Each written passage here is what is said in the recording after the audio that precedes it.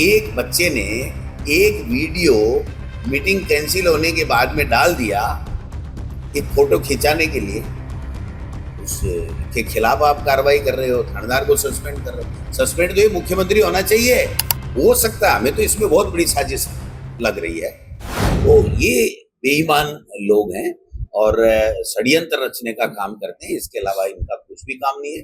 राजस्थान के अंदर बिल्कुल पोपाबाई का राज है, कोई लेना नहीं कोई देना नहीं। अपराध बढ़ रहे हैं, बेरोजगार बच्चे रोजाना आंदोलन कर रहे हैं। सोशल मीडिया और मीडिया के ऊपर इन्होंने इतना अंकुश लगा दिया है कि कोई कुछ भी अगर सरकार के खिलाफ लिख दिया तो उसको जेल में दे दो या थाने में ले जाओ।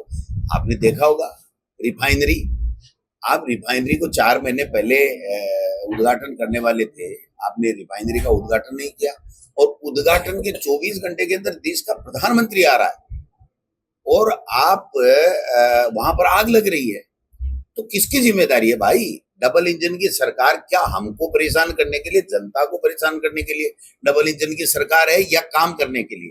अगर ये जो ईरान और इजराइल का जो युद्ध है, अगर इससे पहले शुरू होने से पहले अगर हमारी रिफाइनरी चालू हो जाती तो आज हमें पेट्रोल डीजल की कहीं कोई प्रॉब्लम होती नहीं।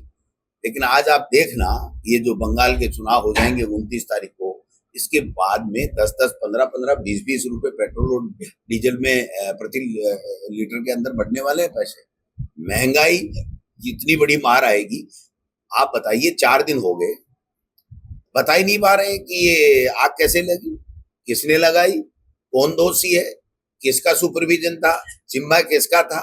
एक बच्चे ने एक वीडियो मीटिंग कैंसिल होने के बाद में डाल दिया, एक फोटो खिंचाने के लिए।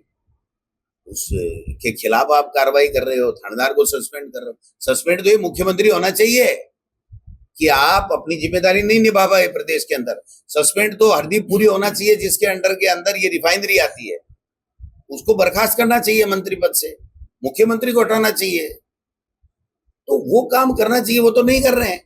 हो सकता है, हमें तो इसमें बहुत बड़ी साजिश लग रही है कि कहीं भीड़ का अंदेशा नहीं हो और इनको कार्यक्रम निरस्त करना हो और दुर्भाग्य से ये आग भी लग गई हो।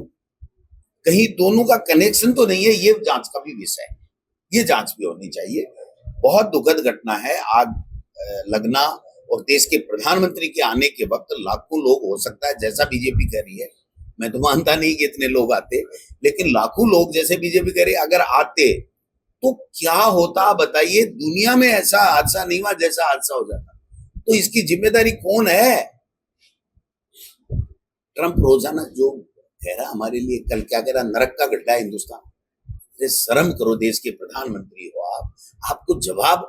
आप राष्ट्र के नाम चलते चुनाव में संबोधन करोगे, कांग्रेस को, इंडिया गठबंधन को गाली दोगे, लेकिन आप ट्रंप के खिलाफ एक शब्द नहीं बोल सकते।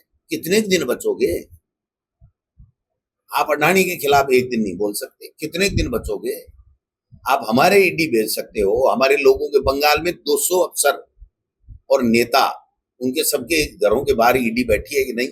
चुनाव नहीं करोगे, प्रचार नहीं करोगे, और मैं आपको कह रहा हूं 29 तारीख बाद में वो ईडी पीडी सीडी कुछ भी नजर नहीं आएगी।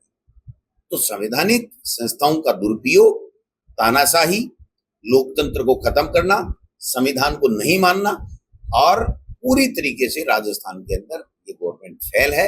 इसके खिलाफ हम लोग संगठन बचाओ बढ़ाओ और लोकतंत्र बचाओ का एक अभियान है जो 30 तारीख तक है। इसमें हम ग्राम पंचायतों के 21 की कार्यकारिणी अध्यक्ष सहित बना रहे हैं, नगर पालिका नगर परिषदों में वार्ड के अध्यक्ष और 21 की कार्यकारिणी बना रहे हैं, और साथ में ही चुनाव नगर निकाय और पंचायत राज के नहीं हो रहे हैं, उसके लिए हम लोग इस भारतीय जनता पार्टी को जनता के सामने एक्सपोज करने का काम कर रहे हैं। अभी मैं जिला कांग्रेस कमेटी के कार्यालय में जाकर के आया, एक पेड़ लगा के आया। आप बताइए, अलॉट किसने किया? सरकार ने किया। क्या वो पट्टा निरस्त हो गया? क्या नहीं हुआ? क्या राजस्थान के अंदर एक भी ऐसा है जिसको आपने परमिशन नहीं दी, और पट्टा होने के बावजूद आपने परमिशन नहीं दी? क्यों नहीं दी? पैसे जमा करा दिए हमने। और अभी नितिन नवीन आ रहा है, इनके राष्ट्रीय अध्यक्ष जी हैं, वो आ रहे हैं, 7 भारतीय जनता पार्टी के कार्यालयों का राजस्थान के अंदर उद्घाटन करेंगे। ये कांग्रेस के समय में ही तो बने हैं। क्या हमने इनकी परमिशन रोकी? क्या हमने इनका पट्टा रोका? क्या हमने इनके भवन बनाने को रोका? इस भवन में कहाँ तकलीफ आ गई?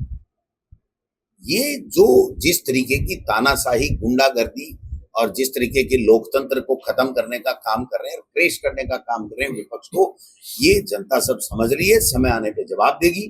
पंचायत चुनाव भी कांग्रेस पार्टी जीतेगी। 2028 में यहाँ 2/3 मेजोरिटी से कांग्रेस की सरकार बनेगी।